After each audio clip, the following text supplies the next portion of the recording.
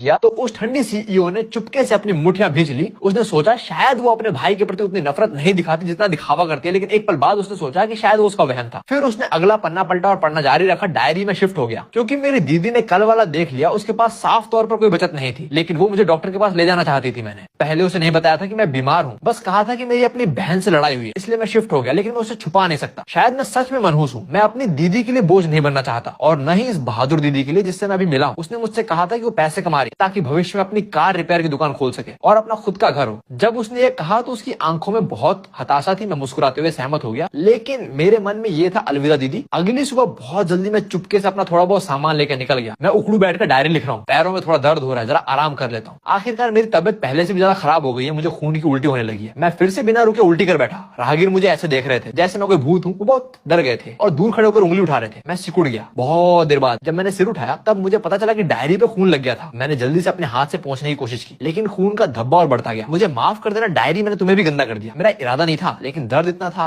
कि काबू में नहीं था। जब मैं जमीन पर उखड़ बैठा, थकान उतार रहा था, तभी एक बुजुर्ग औरत जो पुराने कपड़े पहने थी मेरे पास आई और उसने मेरे हाथ में कुछ पैसे रख दिए। चाहे मैंने कितना भी मना किया, वो पैसे रखकर भाग गई। मैं चुपके से उसके पीछे गया तो पता चला कि वो अपने विकलांग पति के साथ थी, जिसके हाथ में एक छोटा बच्चा था। उसने अपने बालों को सहलाया और बच्चे के गाल पर किस किया और फिर लगन से फल बेचने लगी। मैं वहां बहुत देर तक रुका रहा, यहाँ तक कि अंधेरा हो गया। मेरे शरीर का आधा हिस्सा ठंड से सुन्न हो गया था, फिर भी बहुत सारे फल बचे थे। वो औरत आहा भर रही थी। उसके पति ने कुछ बातें कहकर उसे ढांढस बंधाया और दोनों सामान समेटने लगे। उन्होंने बच्चों को एक टोकरी में रख दिया। मैंने अपना हुड पहना और जल्दी से वहां गया। जब वो अनजान थी, मैंने बच्चे के कपड़ों में पैसे रख दिए। बोनियन, तुमने बहुत अच्छी कहानी बनाई है। मैं तो पिघलने ही वाला था, मेरे पास पैसे नहीं है। मैंने पैसे कमाने के लिए किताबें लिखनी शुरू कर दी है। रिपोर्टर लिन, आगे पढ़ने की जरूरत नहीं है। मैं सच में हास्यास्पद हूँ जो इतना समय यहाँ बर्बाद कर रही हूँ। अब जब वो मौत का नाटक कर रही है और मेरे सामने आने की हिम्मत नहीं जुटा पाती, तो मैं उसे मृत मान लेती हूँ। वैसे भी मुझे कोई फर्क नहीं पड़ता। ये कहकर वो उठ गई और बिना किसी पछतावे के घूमकर चली गई और इंटरव्यू अचानक खत्म हो गया। एक टॉक शो का एपिसोड वायरल हो गया। किसी ने यह खुलासा किया कि 5 साल पहले जब सीईओ ने अपने भाई से रिश्ता तोड़ा, तब वो एक मानसिक स्वास्थ्य क्लिनिक में जाती थी। इससे अंदाजा लगता है कि सीईओ को माता पिता की मौत और भाई के विश्वासघात की वजह से गंभीर डिप्रेशन हुआ था। और जब उसकी कंपनी ने उड़ान भरी तो उसने एक छोटे भाई को गोद ले लिया और सीईओ के भाई की डायरी ने इंटरनेट पर भारी बहस छेड़ दी। कुछ लोग सीईओ के भाई को निशाना बना रहे हैं कि उसने पैसों के लिए अपनी बहन को छोड़ दिया और मौत का नाटक कर ध्यान खींचने की कोशिश की, जिससे बहन को अकेले दिवालियापन का सामना करना पड़ा और उसकी मानसिक स्थिति को भारी नुकसान पहुंचा। और अब जब उसकी बहन तरक्की कर गई है तो ये सहानुभूति पाने के लिए दया का नाटक कर रहा है और ऐसी डायरियां लिख रहा है। और तो और सीईओ का एक नया भाई भी है। कहा जाता है कि अपने भाई की 18-20 सालगिरह मनाने के लिए उसने पूरा अम्यूजमेंट पार्क बुक कर लिया था और उसे एक limited edition sports car gift की थी। हाथों हाथ उसे दुलार कर रही थी। वहीं कुछ लोगों का मानना है कि इस कहानी में कुछ तो छुपा है, क्योंकि ये डायरी बहुत ही रियलिस्टिक तरीके से लिखी गई है और इसमें दिल को छू लेने वाली इमोशंस हैं। क्या कोई भौतिकवादी व्यक्ति ऐसे नोट्स लिख सकता है, चाहे कोई भी राय हो? लेकिन इंटरनेट उपयोगकर्ता ये जानने के लिए उत्सुक हैं कि सीईओ के भाई ने अपनी डायरी के अगले पन्नों में क्या लिखा था। और ट्रेंडिंग के चलते टीवी स्टेशन के रिपोर्टर ने फिर से सीईओ से संपर्क किया और पूछा कि क्या वो अपने भाई की मौत से पहले वाली डायरी को प्रकाशित करने की अनुमति देगी। पता नहीं ये अविश्वास था या सच में उससे कोई परवाह नहीं थी। सीईओ के असिस्टेंट ने कहा कि सीईओ ने कहा है कि ये डायरी उसने टीवी स्टेशन को सौंप दी है, चाहे वो इसे प्रकाशित करें या नष्ट करें, उसे कोई आपत्ति नहीं है। और उसने ये भी कहा कि उसका सिर्फ एक ही भाई है। वायु कुछ नेटिजन बहुत खुश और संतुष्ट हैं कि सीईओ के भाई का ड्रामा चलता रहे या ना चले, उसे कोई मतलब ही नहीं है। परमिशन मिलते ही टीवी स्टेशन ने तुरंत एक प्रोग्राम का लाइव स्ट्रीम किया जिसका नाम था बोनियन की मौत से पहले लिखी डायरी का। कार्यक्रम स्क्रीन पर उसकी उदास सूरत थी और उसने कहा, जैसा आप सबको पता है मैंने भी ये डायरी पहले कभी नहीं पढ़ी है। सीईओ बो की अनुमति मिलने के बाद आज मैं इसे लाइव स्ट्रीम पर आप सबके साथ साझा कर रहा हूँ। उम्मीद करता हूँ आप सब मुझे माफ रखेंगे। फौरन हजारों लोग लाइव स्ट्रीम में आ गए। 1 मिनट से भी कम समय में 10 लाख से ज्यादा लोग आ गए। सब रिपोर्टर लिन के उस डायरी खोलने का इंतजार कर रहे थे, जबकि दूसरी तरफ वो फैमिली में असिस्टेंट लिन ने अपनी मालकिन की तरफ जटिल भावनाओं से देखा और आखिरकार हिचकते हुए कहा, मैडम प्रोग्राम शुरू होने वाला है। सीईओ ने आंखें तक नहीं उठाई। मैंने कह दिया मैं उसके बारे में कुछ और नहीं जानना चाहती। रिपोर्टर लिन ने गहरी सांस ली और डायरी खोली। डायरी, आज मुझे एक कुत्ते का बच्चा मिला। मैं मूल रूप से उसे रखना नहीं चाहता था, लेकिन वो अपनी घायल टांग घसीटता हुआ कराहता हुआ मेरे पीछे आता रहा। मैंने सोचा कि मैं उसकी ठीक से देखभाल नहीं कर सकता, तो मैंने आगे बढ़ने का फैसला किया, लेकिन 2 कदम चलकर पलट गया। जैसे ही मैंने उसे उठाया, उस पीले कुत्ते के बच्चे की आंखें अचानक चमक उठी और वो मेरी हथेली चाटता रहा। मैंने उसे लॉन्ग जीवन के अर्थ में चांग शेंग नाम दिया। उम्मीद है कि वो बहुत भाग्यशाली हो और उसकी उम्र लंबी हो और मेरी तरह कम उम्र में न मरे। मैं उसे पशु अस्पताल ले गया। सिर्फ जांच शुल्क ने मेरी जेब खाली कर दी।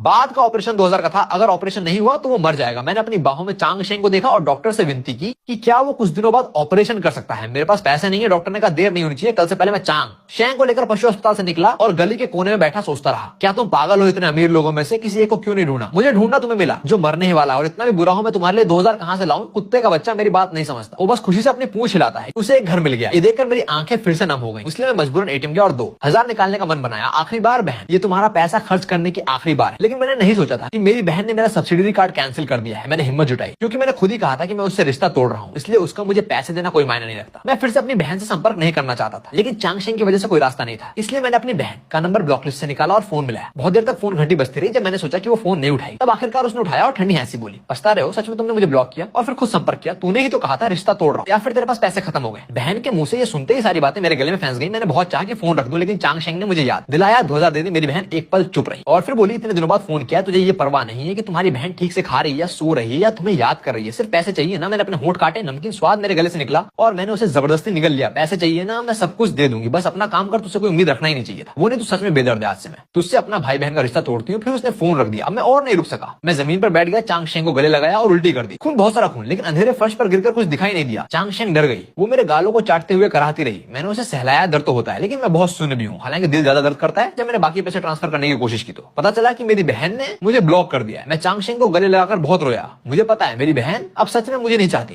पहले मैं चाहता था कि वो मुझे भूल जाए और रिश्ता तोड़ ले, लेकिन अब जब उसने सच में कर दिया तो दुख से मेरी सांसें फूलने लगती हैं। और पढ़ते हुए रिपोर्टर लिन का हाथ तेजी से कांपने लगा। इतना दर्दनाक होते हुए भी ये कहानी दिल को झकझोर देने वाली है। मेरी आंखें आंसुओं से भर गई हैं। जल्दी बताओ चांगशेंग का क्या हुआ? कुत्ते तो बोल नहीं सकते, बस खुश होते हैं कि उन्हें घर मिल गया। ये तो सीधे दिल पर तीर की तरह है। इस समय भी कुछ लोग बोनियन पर नाटक करने और मई से सहानुभूति लूटने का आरोप लगा रहे थे, लेकिन पहले के मुकाबले ये बूंद के बराबर था। लगता है अब सबको चांगशेंग की सुरक्षा की अधिक चिंता थी, इसलिए प्रेशर के बीच रिपोर्टर लिन ने खुद को संभाला और अगला पन्ना खोला। डायरी कितने दिनों बाद मिलते हैं। मैं तुम्हें एक अच्छी खबर सुनाता हूँ, चांगशेंग का ऑपरेशन हो गया। अब वो बिल्कुल स्वस्थ है, बस बहुत चिपकू कुत्ता है। जहाँ मैं जाता हूँ वो मेरे पीछे आता है, यहाँ तक कि सोने के लिए भी मेरे पैरों से लिपट कर सोता है। और एक बुरी खबर ये है कि मेरी बीमारी और बिगड़ गई है। पता नहीं मैं और कितने दिन जी पाऊंगा, शायद 1 महीने से भी कम। अब जब मैं फार्मेसी में दर्द की दवाएं बल्क में खरीदने जाता हूँ तो सेल्समैन शक की नजर से देखते हैं। वो हमेशा सोचते हैं कि मैं नशेड़ी हूं। शुक्र है मेरे पास अभी भी मेरी मेडिकल रिपोर्ट है। थोड़ा विनती करने पर वो आमतौर पर नरम पड़ जाते हैं और दवा बेच देते हैं, लेकिन दर्द की दवाओं का असर धीरे धीरे कम होता जा रहा है। सोने के लिए मुझे और ज्यादा दवा लेनी पड़ती है। कल पंपलेट बांटते समय अचानक मैं सड़क पर बेहोश हो गया। चांगशेंग बहुत डर गया। वो मेरा चेहरा चाटता रहा और भौंकता रहा। आखिरकार उसने एक दयालु इंसान को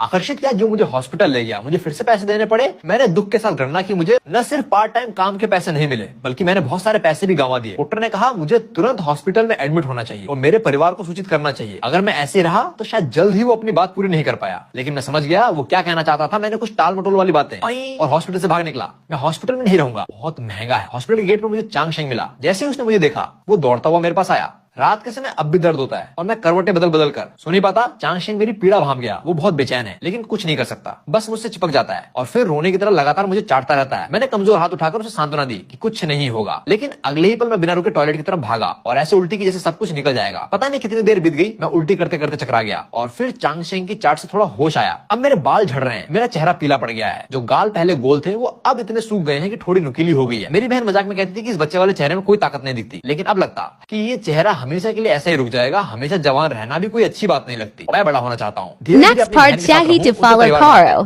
or comment me Liko next part. मैंने चेहरा धोया।